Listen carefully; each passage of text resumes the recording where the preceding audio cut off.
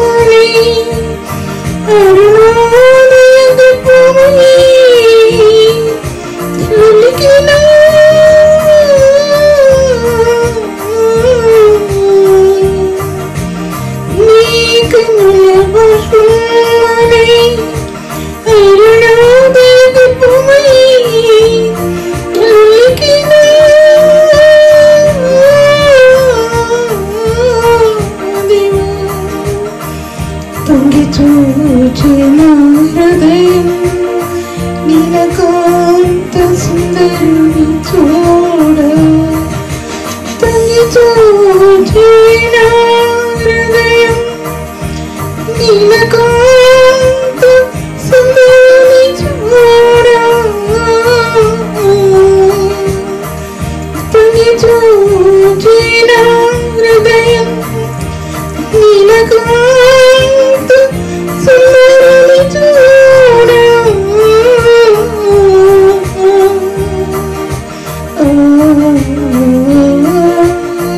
సుందరుని చూడ నీ పాట నా నోటిని పాడాలని నా మగని స్తుతి చేయాలని నా హృదయ సింహాసనాసీనుడా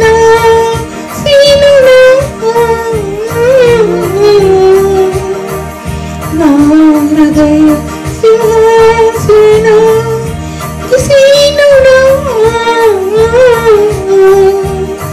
నీకే మహిమా ఘనత కలుగునుగాక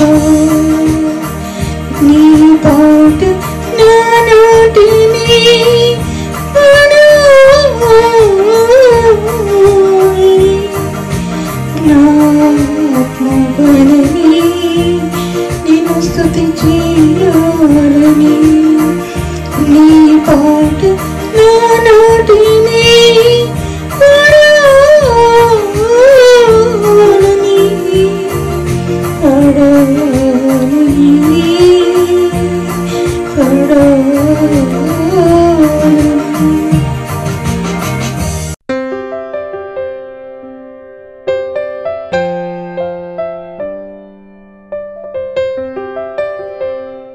యెషయా గ్రంథం 33 అధ్యాయము 5 నుంచి 5-6 వచనాలు చదువుతున్నాను. యెహోవా మహాఘనత నొంది ఉన్నాడు. ఆయన ఉన్నత స్థలమున నివసించుచు న్యాయంతోనూ నీతితోనూ సీయోను నింపెను. నీ కాలంలో నియమింపున్నది స్థిరముగా ఉండను. రక్షణ బాహుళ్యమును బుద్ధి జ్ఞానములు సమృద్ధి కలుగును. యెహోవా భయము వారికి ఐశ్వర్యము. వారి సూర్యులు బయట రోదనం చేయుచున్నారు. సమాధాన రాయబారులు ఘోరము ఎట్టుచున్నారు. రాజమార్గంలో పాడైపోయిను. త్రోవ నడుచువారు లేకపోయి అశ్షూరు నిబంధన మీరెను. పట్టణములను అవమానపరిచెను. నరులను తృణీకరించెను. ఇంతవరకు దేవుని వాక్యాన్ని సియోను గురించి మనం ధ్యానిస్తూ వచ్చాం. సియోనులో నీతి న్యాయాలు ఆయన సింహాసనానికి ఆధారం. నీతితోనూ న్యాయంతోనూ ప్రభు సియోను నింపాడు అని చెప్పాను. తర్వాత సియోనులో పరిశుద్ధుల యొక్క కలయికలో సియోను పరిపూర్ణత చెందింది అనే మాట కూడా చెప్పాను. పరిశుద్ధుల యొక్క కలయికలో సియోను పరిపూర్ణత చెందింది. అలాగే సియోనులో దుఃఖాక్రాంతులందిన ఓదార్చుటకు అది రెండవ భాగం మళ్ళీ ధ్యానిస్తాను. దీంట్లో మొదటి భాగంలోనే ఆయన ఉన్నత స్థలమునందు నివసించవచ్చు న్యాయంతోనూ నీతితోనూ నింపెను. సియోను నీతి అనేది అంటాడు యెషయా గ్రంథంలో, సియోను నీతి సూర్యకాంతి వలె కనబడే వరకు దాని రక్షణ దీపం వలె వెలుగుచుండే వరకు నేను సియోను పక్షముందు ఊరకొండను అంటాడు. సియోను నీతి సూర్యకాంతి వలె కనబడే వరకు అంటాడు. సియోనులో నీతి పరిపూర్ణత చెందిన ఒక పరిశుద్ధుని జీవితంలో నీతి సూర్యకాంతి వలె కనబడినట్లు, అంటే సూర్యకాంతి ఎంతో తేజోమయమైందో అలాగే ఒక పరిశుద్ధుల్లో నీతి అంత తేజవంతమైంది అని అయి ఉండాలని ప్రభు ఉద్దేశం. మోషే సినాయి కొండ మీద ఉన్నప్పుడు అతని ముఖం ప్రకాశించింది. ఏంటంటే దేవుని నీతితో అతని హృదయం మహిమతో నీతితో ప్రకాశించింది. తన హృదయం దేవుని నీతితో మహిమతో ప్రకాశించే హృదయం అనేది ఎవరు దాచిపెట్టుకోలేరు. అది ప్రార్థనలో వ్యక్తమవుతుంది, ఉపదేశాల్లో వ్యక్తమవుతుంది, వారి మాటల్లో వ్యక్తమవుతుంది, వారి ముఖాల్లో వ్యక్తమవుతుంది. అది సియోను నీతి. నేను అందం దాని గురించి మాట్లాడతల్లా, లోక సంబంధమైన విషయాలు మాట్లాడతల్లా. అంతరంగంలో ప్రభువును కలిగిన నీతి అనేది అది నీతి దర్శనంతో కూడినటువంటిది. సియోను నీతి దర్శనం, అది ఆత్మ కలగాలి అంటాడు. దానితో అంటాడు ప్రభు, అదేంటి నీతిని ముద్రించుటకు, యుగాంతంలో ఉన్న నీతిని ముద్రించుటకు మిగతా విషయాలు చాలా ఉన్నాయి. పరిశుద్ధ స్థలమును అతి పరిశుద్ధ స్థలమును అభిషేకించుటకు, యుగాంతంలో ఉన్నటువంటి నీతి, యుగాలలో ఉన్న నీతి దాచిపెట్టబడిన సుమా, యుగాల్లో ఉద్భవించే కొలది, యుగాలు దొల్లిపోయే కొలది నీతి కూడా అలాగే ముద్రించబడింది. దేవుని యొక్క నీతి ఈ లోకంలో వాక్యం ఎలా మర్మంగా దాచిపెట్టబడిందో, కలువరి ప్రేమ ఎలా మర్మంగా దాచిపెట్టబడిందో, అలాగే దేవునికి నీతి కూడా మర్మంగా యుగాల్లో దాచిపెట్టబడి ఉందండి. దేవుని నీతి, ఆ దేవుని నీతి అన్నమాట. ఆ నీతిని పరిశుద్ధులు నీతిని ముద్రించాలి.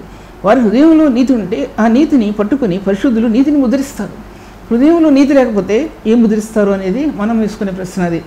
దానితో అంటాడు దేవుడు, అతి పరిశుద్ధ స్థలమును ముద్రించుటకు, పరిశుద్ధ స్థలం నీతిని ముద్రించుటకు, అతి పరిశుద్ధ స్థలమును లేక పరిశుద్ధ స్థలం అభిషేకించుటకు అంటాడు ఆయన. అది అతి పరిశుద్ధ స్థలం అయినటువంటి ప్రభు పరిశుద్ధ రక్తం ద్వారా ఆయన అభిషేకించాడు. ఆయన అతి పరిశుద్ధమైన స్థలంలోకి మనల్ని తీసుకుని వెళ్ళాడు దేవుడు. ఈ లోకంలోనే అతి పరిశుద్ధమైన స్థలాలు మన హస్తాలకి అంకితం చేశాడు దేవుడు. ఆయన మన హృదయాలకి అంకితం చేశాడు దేవుడు. పరిశుద్ధ స్థలాల్లో ఉన్నటువంటి వాక్యం మన ఆత్మకి ఆయన బయలుపరిచాడు. ఆయన రహస్యమైనటువంటి గూఢమైన సంగతులు, మరుగైన సంగతులు దేవుడు మనకు బయలుపరిచాడు. ఆయన ఎందుకంటే సీయోని నీతితో నింపాడు. ఆయన న్యాయంతో నింపాడు, నీతితో నింపాడు. అది నీతి న్యాయాలతో గ్రంథం నిలబడి ఉంది. నీతి న్యాయాలు అది సీనాయి కొండ మీద నుంచి ఆ నీతి న్యాయాలు ప్రవహించాయండి. చుట్టుపక్కల దేశాలకి నీతి న్యాయాలు స్థాపించబడ్డాయి. సీనాయి కొండ మీద స్థాపించిన ధర్మశాస్త్రం పలకలు అవి చుట్టూ దేశాలలో కూడా ఆ నీతి ముద్రించబడిందండి. సీనాయి కొండ మీద ఉన్న నీతి ముద్రించబడింది ఎన్నో ముస్లిమ్స్ కంట్రీస్లో. అదేవిధంగా చాలామంది ఆ నీతిని అనుసరించి నడుస్తారు. కానీ హృదయంలో కలువరి రక్తం లేదు. ఇప్పుడు నేటి కొత్త నిబంధన సంఘానికి నీతిలో కలువరి రక్తం కృపరించబడింది. ఈ కలువరి రక్తం లేకపోతే నీతి లేదు, నీతి దర్శనం లేదు, పరిశుద్ధ స్థలం యొక్క అభిషేకం లేదు. ఈ కలువరి నీతి అంత ప్రాముఖ్యమైనదండి. కలువరి నీతి అది రక్తంలో దాచబడి కలువరి రక్తంలో నుంచి మానవ హృదయంలోనికి ప్రవహించింది. అది నీతి ద్వారా కృపయు 6వ అధ్యాయం రోమీయుల రాసిన పత్రిక. అటువంటి నీతిలో కృప ముద్రించబడింది. కృప ఆత్మకి ఇవ్వబడింది. కృప మనం కాపాడబడే కృప, ఆ కృప కనికరాలు మన ఆత్మకు తోడై ఉండి మనకు లభించాయి. దేవుని యొక్క కృప, క్రీస్తు యేసు యొక్క కృప, పరిశుద్ధాత్మ యొక్క సహవాసం ఆ కృప ద్వారా ఆత్మకి ఇవ్వనియండి. అందుకే ప్రతి ఉపదేశానికి కూడా, ప్రతి పుస్తకానికి కూడా ముందు కృపా సమాధానాలు, నీతి సమాధానాలు, కృపా సమాధానాలు అని వాక్యంలో ముద్రించబడటం మనం చూడగలుగుతుంటున్నాం దేవుని వాక్య భాగాల్లో.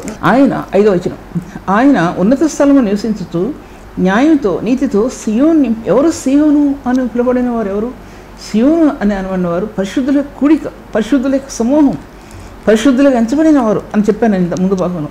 పరిశుద్ధులకు ఎంచబడిన వారు సియోనుగా పిలువబడ్డారని చెప్పాను నేను. అందులో కింద భాగంలో రక్షణ బాహుళ్యమును, బుద్ధి జ్ఞానం సమృద్ధి. అందులో రక్షణ యొక్క బాహుళ్యత, విస్తీర్ణం, రక్షణ యొక్క విస్తీర్ణం అనేది ఆత్మిక విస్తీర్ణ అంటే దాని పొడవు, లోతు, వెడల్పు, ఎంతో అది రక్షణ యొక్క విస్తీర్ణ. ఆత్మ నియమించబడింది, అది కలుగు చేయబడింది రక్షణ అనేది అనమాట. బుద్ధి జ్ఞానముల సమృద్ధి. అందులో బుద్ధి జ్ఞానం యొక్క సమృద్ధి, జ్ఞానేశ్వర్యం, బుద్ధితో కూడినటువంటి ఐశ్వర్యం, కృపామహద ఐశ్వర్యం, ఈ జ్ఞానేశ్వర్యం, బుద్ధి జ్ఞానముల సమృద్ధి అవి అందులో దాచిపెట్టబడి ఉన్నాయి, సమృద్ధిగా దాచిపెట్టబడి ఉన్నాయి. ఇది సంఘ వ్యవస్థ అనేది నీతి న్యాయాలైన ఆయన సింహాసనంతో సంఘ వ్యవస్థ కట్టబడిందండి. ఒక విధంగా చెప్పాలంటే నీతి న్యాయాలతో సంఘ వ్యవస్థ కట్టబడింది. పరిశుద్ధతతో ప్రేమ సమాధానాలతో సంఘ వ్యవస్థ కట్టబడింది. ఇవన్నీ సుగుణాలు. ఒక విధంగా చెప్పాలంటే గుణాలు, ప్రభు యొక్క గుణగణాలు, నీతియుక్తమైన గుణగణాలు. ఈ నీతియుక్తమైన గుణగణాలు కలువరి నీతిలో ఆత్మకి ఇవ్వబడ్డాయి. కలువరి నీతిలో 7 పదాలలో దొర్లించబడ్డాయి, సర్వలోకానికి దొర్లించబడ్డాయి. నిర్గమకాండంలో మోషేకి బయలుపరిచిన నీతి గుణాలు అదండి కలువరిలో 7 పదాలలో ఆ నీతి దొర్లించబడింది. కొలస్సీ రాసిన పత్రిక 2వ అధ్యాయం 3వ అధ్యాయంలో రాయబడినటువంటి ఆ గుణగణాలు ఇవన్నీ ఒకే గుణగణాలు. ఆ గుణగణాలు అవి ఆత్మలో ఏకం చేస్తాయి, ఆత్మలో దినత్వాన్ని నెలకొల్పాయి, ఆత్మలో పరిశుద్ధత నెలకొల్పాయి. అది సియోను కొండ మీద అక్కడ నీతి న్యాయాలు నిలబడ్డాయి. నీతి న్యాయాలతో పరిశుద్ధులని ప్రభు సమకూర్చాడని, ఆ కణజాలాలతో పరిశుద్ధులను సమకూర్చాడనే విషయాన్ని మీతో మాట్లాడుతున్నాను. అందులో యెహోవా భయము వారికి ఐశ్వర్యం ఏంటంటే, ఐశ్వర్యం అనేది ఏంటంటే ఎన్నో రకాల ఐశ్వర్యం గురించి మాట్లాడాను. కానీ ఇక్కడ ఐశ్వర్యం ఏంటంటే యెహోవా ఐశ్వర్యం, యెహోవా భయం వారికి ఐశ్వర్యం ఇచ్చింది. యెహోవా భయం అంటే ఎవరు భయభక్తులు కలిగి ప్రభువునందు భయభక్తులు కలిగి ఉంటారో అటువారు ధన్యులు. వారికి యెహోవా భయం వారికి ఐశ్వర్యాన్ని ఇచ్చింది. ప్రభువుకు భయపడితే ఐశ్వర్యం సమకూర్చుకున్నట్టే. ఎవరైతే ఆయన యందు భయము భక్తి నిలుపుతారో వారు ఆశ్రయించబడిన వారు, భయభక్తులు కలిగిన వారు ధన్యులు అన్నాడు. దాంట్లో ఇందులో యెహోవా భయం వారికి ఐశ్వర్యాన్ని ఇచ్చింది. అంటే ప్రభు చూస్తున్నాడు అనేటువంటి భయం మన జీవితాల్లో, నీతి న్యాయాల్లో ఆ భయం దాచిపెట్టబడి ఉంది. ప్రభు యొక్క నీతిని పొందిన హృదయం, ప్రభు యొక్క దయాదాక్షిణ్యాలు పొందిన హృదయం, ప్రభు యొక్క కృపను అనుభవించినటువంటి హృదయం, అది ఎలా చెప్పగలను నేను? ఆ నీతి అనేది ఏంటి, కృప అనేది ఏంటి, ఎలా చెప్పగలను? అందులో ఈ భయం, అది పొందిన వారిలో ఈ భయం దాచిపెట్టబడి. ఏం భయం అంటే పాపం అనే భయం. ఈ లోకంలో పాపంలో పడిపోతామేమో అనే భయం, ఎటువంటి దానికి దాసం అయిపోతామనే భయం. ఈ రక్షణ బాహుళ్యం మనల్ని అడ్డుకుంది, నీతిలో మనల్ని నిలబెట్టుకుంది, సమాధానంలో నిలబెట్టుకుంది, ప్రభు యొక్క కృపలోనికి మనల్ని ఆదరించింది, మనల్ని నడిపిస్తూ వచ్చింది. ఈ భయం ఎవరైతే భయపడతారో ప్రభుకి, అది ఐశ్వర్య గనులు తెరవబడ్డాయి వారికి, ఐశ్వర్యక ధననిధులు తెరవబడ్డాయి వారికి. ఎక్కడున్న ఆ వ్యక్తి, ప్రభువునందు విశ్వాసం ఉంచిన వ్యక్తి ఆ వ్యక్తి అని చెప్పగలగాలి. యేసేపుని చూస్తే ఈ పొడుచువాడు ఎవరు అని చెప్పగలగాలి. అలాగే దానియేలుని చూసి చెప్పగలగాలి. అలాగే ఒక్కొక్క వ్యక్తులు బైబిల్ గ్రంథంలో దాచిపెట్టబడి ఉన్నారంటే ఎవరు ఈ వ్యక్తి, అలాగే మనం చూసి ఎవరు ఈ స్త్రీ లేదా ఎవరు ఈ అమ్మాయి అని చెప్పగలగాలండి. మనం చూసి వాళ్ళు ఉన్న ప్రత్యేకత ఏంటి, వాళ్ళు ఉన్న ప్రత్యేకత మనం చెప్పుకోకుండానే మనం ముఖవర్చస్సు, మనలో ఉన్నటువంటి ఆ గుణగణాలు పెళ్ళుపికి వస్తాయండి బయటికి మన జీవితంలో. అవి పెళ్ళుపికి వస్తేనే ఆయన్ని మనం కనపరిచిన వాళ్ళం అవుతాం. అందుకోసం యెహోవా భయం వారికి ఐశ్వర్యం ఇచ్చింది. యెహోవా యందు భయభక్తులు కలిగి ఉండటం జ్ఞానమునకు ఎలా మూలమో, యెహోవా యందు భయం జ్ఞానానికి మూలం అండి. అది ఐశ్వర్యాన్ని ఇచ్చింది, జ్ఞానాన్ని ఇచ్చింది. జ్ఞానం సంపద తెరవబడిందండి. బైబిల్ గ్రంథం ఒక జ్ఞాన సంపద, ధననిధి బైబిల్ గ్రంథం. ఇంతకు మించిన జ్ఞానం ఎక్కడ లేదు. ప్రతి జ్ఞానం ఇందులో నుంచే పుట్టింది, ప్రతి జ్ఞానం ఇందులో నుంచే పుట్టింది. జ్ఞానం అనేది, ఈ జ్ఞానరేఖలు అనేవి బైబిల్ గ్రంథంలోనే స్థాపితమయ్యాయి, ఇందులోనే స్థాపించబడ్డాయి. బైబిల్ గ్రంథంలో ఆది కాండం నుంచి కూడా బైబిల్ గ్రంథంలో జ్ఞానం అనేది ఉత్పన్నమైందండి. మహిమా ప్రభావం అనేది బైబిల్ గ్రంథంలో దాచిపెట్టబడి ఉంది. క్రీస్తు యేసు యొక్క మహిమైశ్వర్యం అందరూ ఈ బైబిల్ గ్రంథంలో దాచిపెట్టబడి. ఇన్ని ఉతపదాలు కాదు, ఈ ఉతపదాలు కంటబెట్టిన పదాలు కాదు, ఆత్మ అనుభవించినటువంటి మార్గాలు అనేవి. ఒక పరిశుద్ధుడు అనుభవించిన మార్గాలు, ఒక పరిశుద్ధిని చేతి చిక్కిన మార్గాలండి ఇవన్నీ. ఈ మార్గాలు ఒక వ్యక్తి నడవగలగాలండి. నడవగలిగితేనే మనకి సంపద ఆత్మకు అర్థం అవుద్ది, లభిస్తుంది ఆత్మకి, లేకపోతే లభ్యం కాదు అనే విషయం. కింద భాగాలు చూస్తే రాజమార్గాలు పాడైపోయాను, త్రోవ నడుచువారు లేకపోయి. రాజమార్గాలు, దేవుని యొక్క రాజమార్గాలు ఈ భూమిలో తెరవబడ్డాయండి. భయం ఎవరైతే భయపడ్డారో వారికి రాజమార్గం తెరవబడింది. ఏ వ్యక్తి అయితే ప్రభులో భయభక్తులు కలిగినారో వారికి జ్ఞాన మార్గాలు తెలియపరచబడ్డాయి. అలాగా ఒక్కొక్క ధననిధులు ఒక పరిశుద్ధులకి సొంతమయ్యాయండి. అందులో ఐశ్వర్యం లభించింది, అందులో పరిచర్య పుట్టింది, ప్రేమలో పరిచర్య పుట్టిందండి. ప్రభుని ప్రేమించే విషయంలో పరిచర్య లభించింది ఆత్మకి, లేకపోతే లభ్యం కాదు, ఒక వ్యక్తికి లభ్యం కాదు. మానవాతీతుడైన వ్యక్తులుగా మనల్ని చేశాడంటే ఎంత గొప్ప స్థానాలు మనకి ఇచ్చాడండి దేవుడు ఇచ్చాడండి మనకి. ఎంత గొప్ప సంపద ఇచ్చాడండి దేవుడు. అల్పులైన వారికి, ఎందుకు పనికిరాని వారికి, తృణీకరించబడిన వారికి ఈ సంపద చేజిక్కించుకున్నారండి. చేతుల్లో, హృదయంలో లభ్యమైందండి ఆత్మకి అనే విషయం మీ మధ్యలో మాట్లాడుతున్నా. దీంట్లో చూసినట్లయితే కనుక రాజమార్గాలు పాడైపోయాయి, త్రోవలు నడుచువారు లేకపోయాయి. ఆ త్రోవల్లో, పరిశుద్ధ త్రోవల్లో నడుచువారు లేకపోయారు. సంఘ వ్యవస్థ బయట ఎన్నో స్థలాలు చూసినప్పుడు అనిపిస్తుంది అయ్యో ప్రభువా, ఈ స్థానాలు ఎక్కడ, నీ పరిశుద్ధమైన స్థానాలు ఎక్కడ? ఆత్మ వేదన పడుతుందండి చాలాసార్లు. అందరూ అలా ఉన్నారని కాదు, లేదా అందరూ దీంటి పరిశుద్ధ జీవితాన్ని జీవిస్తున్నారని కాదు. ఏ హృదయానికి ఆ హృదయం అర్థమైపోద్దని నేను చెప్పగలిగేది కాదు. ఇందా వాక్య భాగాల్లో మీతో నేను మాట్లాడింది సియోను కొండ గురించి మాట్లాడుతూ వచ్చా. సియోను కొండ దాంట్లో పరిశుద్ధులు ఎలా వేదన చెందుతున్నారో అనే విషయాన్ని మీతో మాట్లాడాలని తెలుస్తున్నాను. సియోను కొండ మీద పరిశుద్ధుల ఐక్యతలో ఎటువంటి సంపదలు దాచిపెట్టబడి ఉన్నాయో అనే విషయం మీతో మాట్లాడాను. తర్వాత ఇంకో రెండో భాగంగా ఆయన సియోనులో అన్నాడండి. 61 ఏషియాలో సియోనులో దుఃఖించే వారికి ఉల్లాస వస్త్రం ధరింపచేయుటకును, బూడిదకు ప్రతిగా పూదన్నెను, దుఃఖములకు ప్రతిగా ఆనంద తైలమును, భారభరితమైన ఆత్మకు ప్రతిగా స్తుతి వస్త్రమును వారికి ఇచ్చుటకు ఆయనను పంపి ఉన్నాడు. బూడిదకు ప్రతిగా సియోనులో దుఃఖించే వారికి, సియోనులో దుఃఖపడేటువంటి పరిశుద్ధులు ఉన్నారండి. ఎంతమంది సియోనులో దుఃఖపడే పరిశుద్ధులు ఉన్నారు అంటే, సియోను స్థానం అనేది ఎంత ఉన్నతమైన స్థానమైనా, నీతి న్యాయాలు అందులో నిలబడిన, నీతితో న్యాయంతో సియోను నింపిన సియోనులో పరిశుద్ధులు, వేదన పడే పరిశుద్ధులు ఉన్నారండి. లోకంలో ఎంతోమందిని చూశాను. సియోనులో ప్రభు అన్నాడు ఆయన, ఎవరైతే సియోనులో దుఃఖిస్తున్నారో వారికి ఉల్లాస వస్త్రములు ధరింపజేస్తానన్నాడు. ఫస్ట్ ముందుది దుఃఖాక్రాంతులందిన ఓదార్చుటకు, ఆయన ఓదార్చుటకు సియోనులో దుఃఖించే వారికి ఉల్లాస వస్త్రములు ధరిపించి సియోనులో దుఃఖించే వారికి సంతోషించే వస్త్రాలు ఇస్తానన్నాడు ఆయన. సంతోషించే వస్త్రాలు. సియోనులో దుఃఖం, సియోనులో వేదన ఇప్పుడు ఉందండి. ఇప్పుడు పరిశుద్ధులు వేదన పడుతున్నారు. ఏదో శ్రమలో దుఃఖంలో వేదన పడుతున్నారండి పరిశుద్ధులు. అంతులేని దుఃఖం, అంతులేని వేదన. అందులో వారికి దుఃఖాక్రాంతులందిన ఓదార్చుటకు సియోనులో దుఃఖించే వారికి ఉల్లాస వస్త్రాలని, సంతోషించే వస్త్రాలు, నీతి వస్త్రాలు అయిపోయినాయి, పరిశుద్ధ వస్త్రాలు అయిపోయినాయి, మహిమా వస్త్రాలు అయిపోయినాయి. ఇందులో ఉల్లాస వస్త్రాలు అన్నాడండి. ఉల్లాస వస్త్రాలు అంటే ఆనందించే వస్త్రాలు, ప్రభులో ఆనందించే వస్త్రాలు. ఆనందించుడు, మరలా చెప్పుదని ఆనందించుడు అన్నాడండి ఫిలిప్పీ పత్రికలో. మీ సహనమును సకలజనులకు తెలియబడనీయుడు. ప్రభు సమీపంగా ఉన్నాడు. దేని గురించి చింతింపకుడు, కానీ ప్రతి విషయంలోనూ ప్రార్థన విజ్ఞాపన చేత కృతజ్ఞతాపూర్వకంగా మీ ఉన్నపమును దేవుని తెలియజేయడి. అప్పుడు సమస్త జ్ఞానములకు మించిన దేవుని సమాధానం మీ హృదయములకు మీ తలంపులకు కావలేను. దేని గురించి మీరు చింతపడద్దు అన్నాడండి దాంట్లో. మీరు చింతపడద్దు, వేదన పడద్దు మీరు అన్నాడండి దాంట్లో. ఎల్లప్పుడూ సంతోషించండి. ఫిలిప్పీ సంఘానికి రాసిన అపోస్తలుడైన పౌలు. అది ఎలా సాధ్యం అండి? ఎప్పుడు సంతోషించడం ఎలా సాధ్యం? అనేకమైన శ్రమల్లో కప్పబడిన హృదయం ఏ విధంగా మందిరం కప్పబడిందో అలాగే హృదయాంతరంగం కూడా ఎన్నో తెరల చేత, ఎన్నో వేదనల చేత కప్పబడిన హృదయానికి ఆ సంతోషం ప్రభు ఇవ్వాలి, కానీ ఎవరు కూడా ఇవ్వడానికి సాధ్యపరచబడదు. సియోనులో దుఃఖించే వారికి ఉల్లాస వస్త్రాలు అనండి. సియోనులో ఉన్న పరిశుద్ధులు వేదన పడుతున్నారు, సియోనులో ఉన్న పరిశుద్ధులు దిగులు పడుతున్నారు అని రాయబడింది బైబిల్ గ్రంథంలో. తర్వాత బూడిదకు ప్రతిగా పూదండ, బూడిద అనిపిస్తుంది చాలాసార్లు. జీవితం అనిపించదా? నీ సేవా జీవితంలో కానీ కుటుంబ జీవితంలో కానీ బూడిదని అనిపించదండి. నిరాశతో కూడిన జీవితాలు ఎన్నో ఉంటాయి. నిరాశతో కూడిన సంవత్సరాలు పోతాయి మన మానవ జీవితంలో.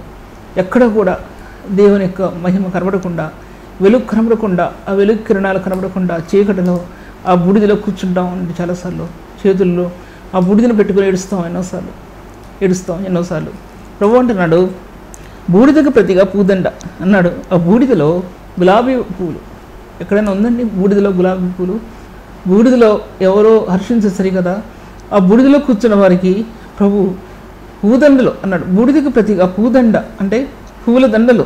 ఉల్లాసంగా, నీ మనస్సుకి రంజితంగా, నీ మనస్సుకి ఆనందకరంగా, నీ మనస్సుకి ఎంతో సంతోషించే విధానంతో ఆ ఆనందం ఇచ్చే ఆ యొక్క స్మెల్ అది అది పరిమళ తైలముల సువాసనది. పరిమితాలు చెప్పినట్టు పోయబడిన పరిమళ సుగంధంతో సమానం ఆ బూడిదలో నీకు లభించినటువంటి ఆ యొక్క పువ్వులనేవి, పూదండ అనేది పరిమళ తైలం. క్రీస్తే ఆ పరిమళ తైలం. ఎన్నో వాక్య విభాగాల్లో నుంచి భాగాల నుంచి పరిమళించిన పరిమళ తైలం ఆ పువ్వులు అనేవి. బైబిల్ గ్రంథంలో సువాసన, జీవపు సువాసన అనేది, జ్ఞానపు సువాసన అనేది నీ ఆత్మకి ఇవ్వబడింది అన్నప్పుడు, లేకపోతే ఆత్మ సంగ్రహించగలిగేది కాదు. అటువంటి జీవిత విధానంలో ఒక పరిశుద్ధులు ఒక్కొక్కరికి ఒక్కో రకంగా జీవిత విధానంలో, జీవితంలో ఇక మరొక రోజు గడవదు, జీవితంలో మరొక నెల గడవదు, జీవితంలో మరొక సంవత్సరం గడవదు అనుకున్న విశ్వాస జీవితంలో ఎన్నో శ్రమలకు లోనైపోతాం మనం. ఎన్నో శ్రమలకు మనం లోనైపోతామని జ్ఞాపకం చేసుకోవాలి. అటువంటి శ్రమల్లో ప్రభు బైబిల్ గ్రంథం నుంచి ఆ పరిమళ ద్రవ్యాన్ని, పరిమళ సుగంధాన్ని ఆత్మకు కనుక ఇవ్వకపోతే ఒక పరిశుద్ధుడైన వ్యక్తి, సియోనులో ఉన్న వ్యక్తి సంతోషించలేరండి. ఏమాత్రం సంతోషించలేరు. జీవితం ఎంతో నిర్లిప్తంగా ఉంటుంది.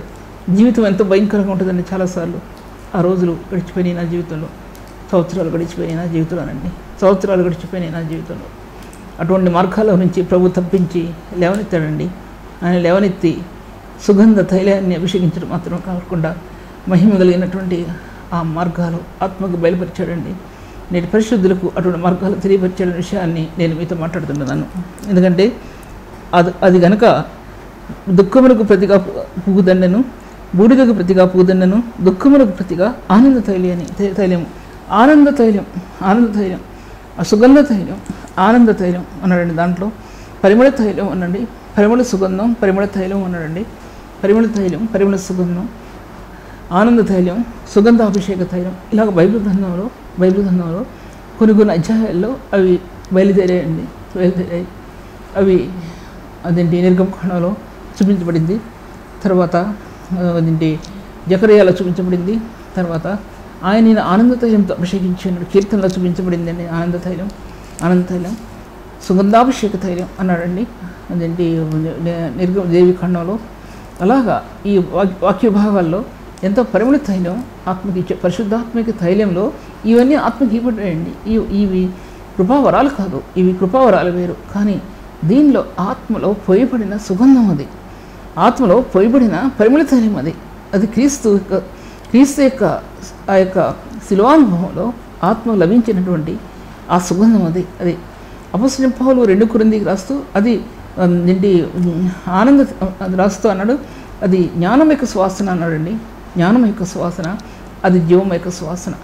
మా యొక్క క్రీస్తుని ఊరేగిస్తున్నాం. ఎలా ఊరేగిస్తున్నాం అంటే ఇటు జ్ఞానం యొక్క సువాసనతోనూ ఇటు జీవం యొక్క సువాసనతోనూ క్రీస్తుని ఊరేగిస్తున్నామండి. అదేనమాట మన వాక్య విభాగాల్లో ఈ జ్ఞానం ప్రబలాలండి. మన వాక్య విభాగాల్లో ఈ జీవం ప్రబలాలి. అది ఎలా ప్రబలుద్దంటే శిలువ యొక్క ఆ స్థానాల్లో నీ ఆత్మ అక్కడ నిలబడగలిగి నీ చేతులు ఆయన చుట్టుకుంటేనే ఆ జీవం నీకు అందుద్ది, అందులో జ్ఞానం నీ ఆత్మకు అందుద్ది. అది లేకపోతే ఆ మనిషి ఉట్టి వ్యక్తి బోధిస్తే ఏమీ బోధించలేరు. ఉట్టి వ్యక్తి బోధిస్తే ఏం బోధించలేరు. అవి సంఘానికి ప్రయోజనం కాదండి. అతనికి తర్ఫీదు ఇవ్వడం కాదు సంఘాన్ని పాడు చేయటం అనే విషయం జ్ఞాపకం చేసుకోవాలి. అతను తర్ఫీదు ఇవ్వడానికి అక్కడ కాల్సిన స్థలం. ఒక వ్యక్తి జీవితంలో తర్ఫీదు ఇవ్వడానికి మొట్టమొదటిగా అందులో రక్షణ కార్యం ఉండాలండి. అటువంటి రక్షణ కార్యం ఉన్న వ్యక్తికి తర్ఫీదు ఇవ్వవసరం లేదు. పరిశుద్ధాత్మ దేవుడు తర్ఫీదు ఇస్తాడనే విషయం జ్ఞాపకం చేయబడుతుంది. ఎందుకంటే సంఘం యొక్క వ్యవస్థ దెబ్బతినకుండా దేవుడు ఆ జ్ఞానాన్ని నేను పరిశుద్ధులకు ఇవ్వాలని ప్రభు కోరుకుంటున్నాడండి. తర్వాత భారభరితమైన ఆత్మ దుఃఖము ప్రతి ఆనంద తైలం అండి. ఆనంద తైలం అది తైలం. దీంట్లో ఆయన నన్ను ఆనంద తైలంతో అభిషేకించను. ఎప్పుడుందో నాకు జ్ఞాపకం రావట్లేదు అన్నమాట. ఆనంద తైలంతో నన్ను అభిషేకించాడండి ప్రభు అని రాయబడి ఉందన్నమాట. కీర్తనలో రాయబడి ఉందో నాకు జ్ఞాపకం రావట్లేదు. అటువంటి ఆనంద తైలం ఓ హృదయానికి ప్రభు ఇవ్వాలండి. లేకపోతే సాధ్యం కాదు. ఈ జీవితం సాధ్యం కాదండి. అంత భయంకరమైన దినాల్లో మనం ఉంటున్నామనే విషయాన్ని నేను మీతో మాట్లాడుతున్నా. తర్వాత భారభరితమైన ఆత్మకు ప్రతిగా భారభరితమైన ఆత్మకు ప్రతిగా స్తుతి వస్త్రం ఇవ్వబడింది. భారభరితమైన ఆత్మ ప్రతిగా భారభరితమైన ఆత్మలో విజ్ఞాపం చేయ ఆత్మ ఇవ్వబడింది. భారభరితమైన ఆత్మలో దేవుని సన్నిధిలో మొరపెట్టగలిగే ఆత్మ ఇవ్వబడింది. భారభరితమైన హృదయాన్ని ఆయన భారభరితమైనటువంటి మార్గాల్లో మనల్ని నిలబెట్టినప్పుడు విజ్ఞాపన రహస్యం ఆత్మకు అందించబడిందండి. అబ్బా తండ్రి అని మొరపెట్టగలిగే ఆత్మని దేవుడు మనకు అనుగ్రహించాడనే విషయాన్ని నేను మీతో మాట్లాడుతుంటున్నాను. తర్వాత అందులో భారభరితమైన ఆత్మలో స్తుతి మనం ప్రభుని కీర్తిస్తాం. ఆత్మలో పరిశుద్ధుడు వేదనలో మనకి స్తుతి వస్త్రం లభించిందండి. పరిశుద్ధుని వేదన పడుతుంటుండగా ఆయన ఈ లోకంలో శ్రమను అనుభవిస్తుంటుంటే ఆయన రక్తంను కార్చి ప్రభు ఆ శిలువలో వేలాడుతుంటే మనకి స్తుతి వస్త్రం ఇచ్చాడండి. స్తుతి వస్త్రం మన హృదయానికి స్తుతి వస్త్రం కప్పి ఆయన స్తుతించే మార్గాలు మనకు తెలియపరిచాడండి. ఆ స్తుతించే మార్గాలు సియోను పర్వతం మీద నీతి న్యాయాలతో మన హృదయాలు నింపాడండి. స్తుతిలో నీతి న్యాయాలు ఆత్మకు అందించబడ్డాయి. నీతి న్యాయాలు మన ఆత్మకు అందించి ప్రభు యొక్క నీతిని మనకు స్తుతించగలిగినప్పుడు, ప్రభు యొక్క కృపను మనం స్తుతించగలిగినప్పుడు అందులో నీతి న్యాయాలు ఆత్మీయలో నింపబడటం అనేది మనం గమనించుకుంటామండి, లేదా గమనించుకోలేము అనే విషయం. తర్వాత ఈ వాక్య భాగాలు అందుకోసం ఈ వాక్య భాగాలన్నీ అంత ప్రాముఖ్యమైనవండి. ఇది అనుభవించే విషయాన్ని నేను మీతో మాట్లాడుతుంటున్నాను. నా జీవితంలో నేను ఎన్నో దుఃఖ దినాలు నా జీవితంలో గడిచిపోయినాయి. జీవితం ఇక అసలు పైకి వస్తుందని అనుకునే పరిస్థితులు కాదు. అటువంటి దాంట్లో ఆయన ఆదరణ, ఆయన యొక్క ప్రేమ ఏకమైందండి. ఆయన మహిమ యొక్క కాంతి ఆత్మలో ఏకమవటం గమనించుకోగలిగాను నా జీవితంలో. లేకపోతే ఈ వాక్య భాగాలు మీకు చెప్పగలిగేది దాన్ని కాదు అనే విషయం కూడా నేను మీతో మాట్లాడుతుంటున్నాను. దాని తర్వాత ఎన్నో విషయాలు ఉన్నాయండి. అయినా చెప్పకుండా మాట చెప్తున్నా. సత్యమును బట్టి 8వ వచనం, సత్యమును బట్టి వారి క్రియాఫలమును వారికి ఇచ్చుటకు. సత్యాన్ని బట్టి ఎవరైతే నీతిమంతులే సత్యవంతులే ఉంటారో అట్టి వారి క్రియలను బట్టి వారికి నేను ప్రతిఫలం ఇస్తానన్నాడండి. వారి క్రియలను బట్టి నేను వారికి ప్రతిఫలం ఇచ్చుటకు, సత్యమును బట్టి వారి క్రియాఫలం వారికి ఇచ్చు వారితో నిత్య నిబంధన చేస్తా నేను అన్నాడు. దండి హోషేలో నీతిని బట్టి నేను నిన్ను ప్రదానం చేసుకున్నాను అన్నాడండి. ఇక్కడ అన్నాడు సత్యమును బట్టి అన్నాడండి. సత్యమును బట్టి వారి క్రియాఫలాన్ని వారికి ఇస్తాను అన్నాడండి. నీతి న్యాయాన్ని బట్టి నేను ప్రదానం చేసుకున్నగా నువ్వు నా దానివైతివి అన్నాడండి దాంట్లో హోషే గ్రంథంలో. ఇక్కడ సత్యం బట్టి వారి క్రియాఫలాన్ని, సత్యం క్రీస్తునే సత్యం మన ఇందు నిలబడి ఉంటుంది. సత్యమనే ఫలం మనం ఫలించడానికి. సత్యమును బట్టి ప్రేమించు గాయి గాయి గాయి, సత్యమును ప్రేమించు గాయి అన్నాడండి యోహాను పత్రికలో. సత్యాన్ని ప్రేమించే గాయి. సత్యాన్ని ప్రేమిస్తున్నామా మనం? నిజాన్ని ప్రేమిస్తున్నామా మనం ప్రేమిస్తున్నామా? అబద్ధాన్ని ప్రేమిస్తున్నామా? ఒకసారి ఆలోచించుకోండి. ఎంతమంది విశ్వాసులు చూశానండి, అబద్ధం చెప్పడానికి వెనుకాడరు, న్యాయం చెప్పడానికి వెనుకాడతారు, అబద్ధాన్ని చెప్పడానికి వెనుకాడరు, నీతి న్యాయాల్లో నిలబడటానికి హృదయం ఒప్పుకోదు. అంటున్నాడు ప్రభు, సత్యమును బట్టి వారి క్రియాఫలాన్ని వారికి ఇస్తాను నేను. సత్యాన్ని బట్టి వారి క్రియాఫలాన్ని వారికి ఇచ్చటకు నేను సిద్ధపరిచినటువంటి ఆ నిత్య నిబంధన అన్నాడు. నిబంధన చేశాను నీతో నేను. నువ్వు నా కుమార్తెగా, నా పెండి కుమార్తెగా నేను నీతో నిబంధన చేసుకున్నాను. ఎందుకంటే సత్యాన్ని బట్టి వారి క్రియాఫలాన్ని వారికి ఇస్తాను నేను. అసత్యం ఉందా నీ జీవితంలో? అసత్యమైన ధనం ఉందా నీ జీవితంలో? అసత్యంగా సంపాదించుకుంది ఏదైనా జీవితంలో ఉందా? దానివల్ల దేవుని ఆశీర్వాదం పోగొట్టుకుంటావు. దేవుని ఆశీర్వాదం ఆ స్థానంలో నిలబడేదనే విషయాన్ని ప్రభు మాట్లాడుతుంటున్నాడు. తర్వాత దాంతో జనములలో వారి సంతతి తెలియబడును. జనాలలో వారెవరు అనే సంతతి తెలియపరచబడుతుంది అన్నమాట చెప్తున్నాడు. దాంట్లో అటువంటి నీతి న్యాయాలు సియోనులో స్థాపించబడ్డాయండి. సియోనులో నీతి న్యాయాలతో కూడినటువంటి స్తంభాలు సియోనులో స్థాపించబడ్డాయి. అక్కడ ఆయన సింహాసనం ఏర్పరచబడుతుంది. ఆయన సింహాసనం రారాజు యొక్క సింహాసనం ఏర్పరచబడుతుందండి. సియోన్ అంది ఆనందపురం. అది సియోను ఆనందపురం. సియోను గీతాలు అని దానికి సూచిస్తూ ఉంది సియోనుపురం. రారాజు సింహాసనాన్ని చూపిస్తుంది సియోనుపురం. నీతి న్యాయాలతో నింపబడిన స్థలాలు చూపిస్తుంది సియోనుపురం అనేది వారిలో దుఃఖించే వారికి అన్నాడు. అక్కడ దుఃఖించే వారికి ఓదార్పు ఇస్తానన్నాడు ప్రభు. అది దాంట్లోకి వెళ్తే నేను బయటికి చెప్పడానికి రాలేను. అందుకోసం ఆ సబ్జెక్ట్ అవాయిడ్ చేసి మాట్లాడుతున్నా. అందుకోసం ఆ సియోన్ అనేది నీ ఆత్మకు లభ్యమవుతుందండి. సియోనులో పరిశుద్ధుల యొక్క ప్రార్థనలు, ఆ స్థానాలు నీ ఆత్మకు లభ్యమవుతాయండి. సియోనులో నీతి న్యాయాలు నింపటం కాకుండా నీతిలో ఆ పరిశుద్ధులకి ఇచ్చే స్థానాలు, సంపద నీ ఆత్మకు అర్థమవుతుందండి. దాంట్లో సియోన్ అనేది అంత ఉన్నతమైన స్థాయి. ఇంకా ముందుకెళ్తే ఇంకా సమయం సరిపోదు కాబట్టి ఇంకా ముందుకెళ్ళాలని ఆశపడినా సరే నేను వెళ్ళలేను. తర్వాత బైబిల్ గ్రంథంలో ఒక చోట రాయబడి ఉంది. ఏమని రాయబడిందంటే అంటాడు ఆయన వాక్య భాగాల్లో 62 అధ్యాయంలో ప్రభువు యెహోవా నీతిని స్తోత్రమును ఉజ్జీంపచేయును. చూడండి పై భాగంలో, తోటలో విత్తబడిన వాటిని అది మొలిపించినట్లుగాను నిశ్చయముగా సమస్త జనములు ఎదుట ప్రభువు యెహోవా నీతిని స్తోత్రమును ఉజ్జీంపచేయును. ఆ నీతి మొలకలు మొలిపిస్తుంది. మనలో ఉన్న నీతి దేవుని యొక్క ఆ స్థలాల్లో పరిశుద్ధ స్థలాల్లో మొలకలు మొలిపిస్తుంది. ఆ నీతి కలిగి ఉన్న వారి జీవితాల్లో. వారిలో ఆ నీతి లేకపోతే యెహోవా భయము వారికి ఐశ్వర్యం అనే పదం ఏంటో వాళ్ళకి తెలియదు. యెహోవా భయము వారికి ఐశ్వర్యం ఇచ్చే స్థానాలు ఏంటో తెలియవు. అందుకోసం 62 అధ్యాయంలో వచ్చేపాటికి సియోను నీతి సూర్యకాంతి వలె కనబడే వరకు. సియోను నీతి ఎలా కనబడాలంటే సూర్యకాంతిలా కనబడాలండి. సియోను నీతి వారి రక్షణ దీపం వలె వెలుగుచున్నట్లు దీపంలాగా ప్రకాశించాలి వారి రక్షణ. సియోను పక్షమందు నేను మౌనముగా ఉండను, యెరూషలేము పక్షమందు నేను ఊరుకుండను. జనులు నీలో నీతిని కనుగొనాలండి.